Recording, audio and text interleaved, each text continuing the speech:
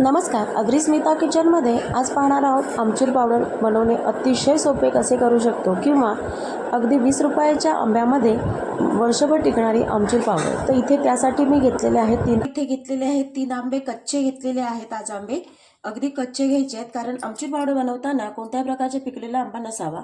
तर कच्चे आंबे घेतलेले, स्वच्छ धुवून घेतलेले आहेत। आपण ह्याच्यात सालं काढून घेऊया। सर्व सोलून घ्यायचे आहेत, सालं काढून घ्यायचे आहेत अशा पद्धतीने।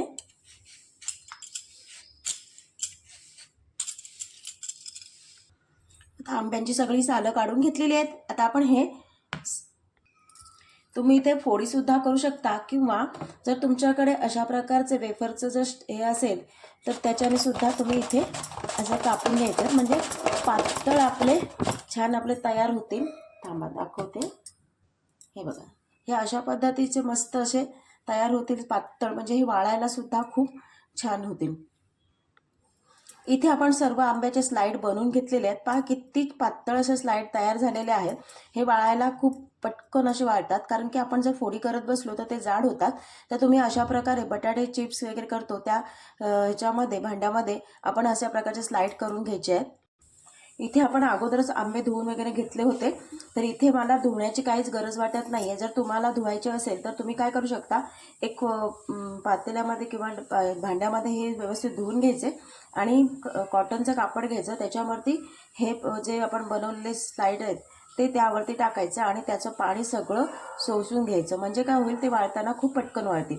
तर आता हे मी डायरेक्टली एक एक करून सिंगल पीस करून असे वाळून घेणार आहे 2 ते 3 दिवस। पुढची रेसिपी त्याच्यानंतर 2 दिवसांनी वाळल्यानंतरच आपण पाहूया।